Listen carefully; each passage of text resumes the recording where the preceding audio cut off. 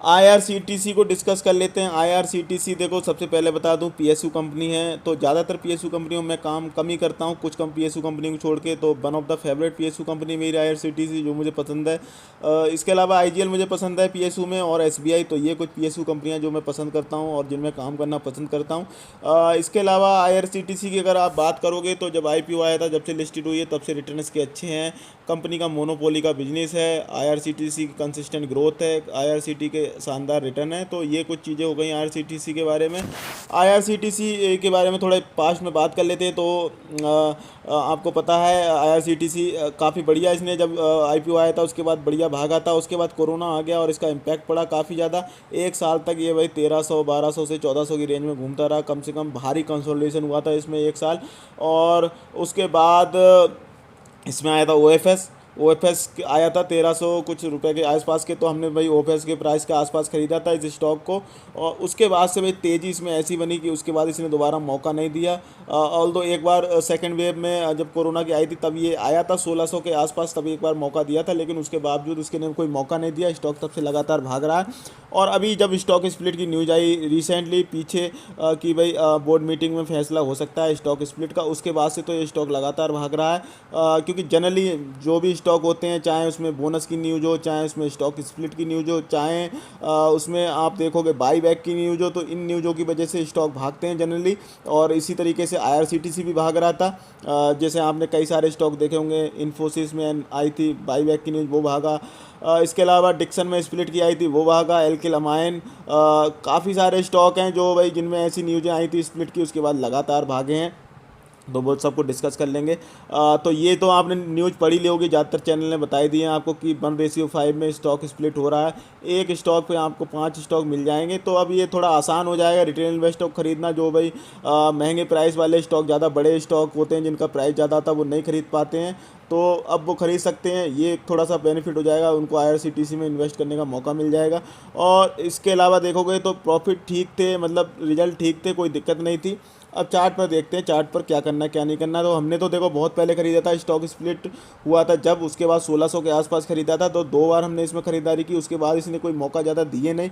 मैं काफ़ी दिनों से वेट कर रहा था कि कोई गिरावट आए, ऑल दो सेकेंड वेव का कोई असर पड़े इस पर, तो रिजल्ट में भी कोई दिक्कत आए, तो उसके बाद गिरावट हो, लेकिन ऐसा कुछ हुआ नहीं। एक तो इसमें स्प्लिट की न्यूज़ आ गई, तो उसकी वजह से भाग ही रहा है। तो अभी तो भाई कोई रिसेंटली मौका मिला नहीं इसमें ख़रीदने का, क्योंकि मैं मोमेंटम चेस तो करता नहीं कि कहीं पर भी भाग रहा है स्टॉक, कहीं पर भी मोमेंटम चेस करते हुए इसको ख़रीद लूँ। और ये स्ट्रेटजी आपको पता ही है मेरी। और बाकी देखो, अगर आपने ऊपर के प्राइस में ख़रीद लिया तो ठीक है भाई, आपको भरोसा होना चाहिए कि भाई मैंने आईआरसीटीसी को लिया है और मुझे भरोसा है ये आगे अच्छा करेगा। तो भाई आपने ख़रीद लिया तो बढ़िया बात है। पर मैं मोमेंटम चेस नहीं करना चाहता हूँ। मुझे जब स्टॉक कोई पसंद लगता है कि भाई मुझे ये स्टॉक पसंद है, मैं उसको बाज लिस्ट में लगाता हूँ।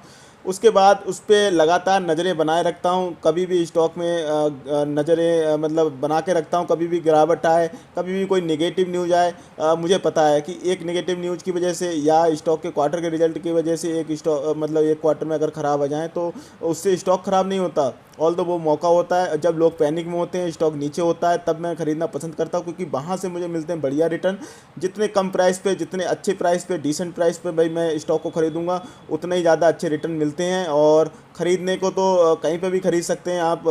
भाग रहा हो स्टॉक 52 वीक हाई पे आसपास भी ख़रीदा जा सकता है। पर ये है जनरली वहाँ से जब भाई प्रॉफिट बुकिंग आती है, तो आप फंसने के चांस वहाँ हो जाते हैं। और मैं 95% रिस्क फ्री ट्रेडिंग करना पसंद करता हूँ, आपको पता ही है।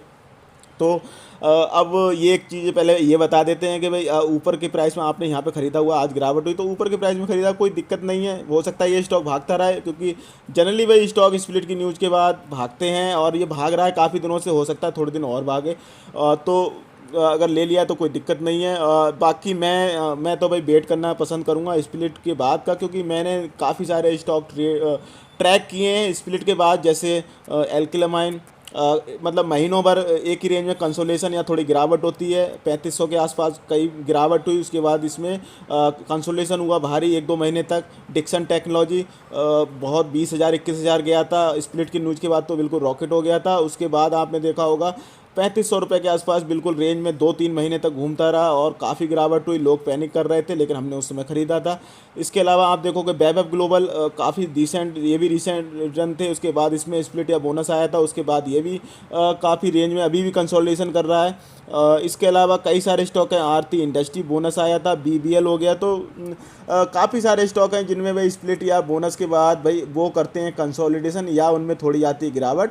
तो मैं तो वेट करना चाहूँगा स्प्लिट के बाद, जब इसका प्राइस भी थोड़ा कम हो जाएगा तो खरीदा जा सकता है।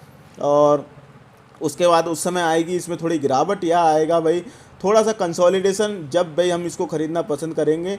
और बाकी मैं देखो, मेरा जो व्यू था मैंने आपको बता दिया है। बाकी आपकी मर्ज़ी है, अगर ख़रीद लिया ऊपर के प्राइस में तो कोई दिक्कत नहीं, स्टॉक बढ़िया है। पर मैं मोमेंटम चेस करता नहीं हूँ, ना मैं सजेस्ट करता हूँ, आपको पता ही होगा अगर आपने मेरी वीडियो देखी होंगी पहले सारी। और बाकी अगर आरएसआई की बात करोगे तो 62 की है, तो वीक कोई आरएसआई नहीं है और यहाँ भी सेल सिग्नल बना नहीं है अभी। तो हो सकता है कि स्टॉक में जो स्प्लिट की न्यूज़ है उसकी वजह से थोड़ी तेज़ी बनी रहा है, लेकिन रिस्क हमेशा रहेगा प्रॉफिट बुकिंग का इसमें। तो रिस्क टू रिवार्ड भाई रेशियो देखोगे तो रिस्क ज़्यादा है, रिवार्ड कम है यहाँ से, तो भाई आप कर सकते हैं। बाकी आपकी मर्ज़ी है, आपका पैसा है। फाइनेंशियल एडवाइज़र से अपने पूछ सकते हैं, सुननी सबकी है, करनी अपनी है। ट्रेडिंग मूल क्या कह रहा है, सुननी उसकी भी है, करनी फिर भी अपनी है। सारे कुछ भी चैनल्स हैं सबको देखना है और अपना एक व्यू बनाना है, उसके बाद ही कोई डिसीजन लेना है। और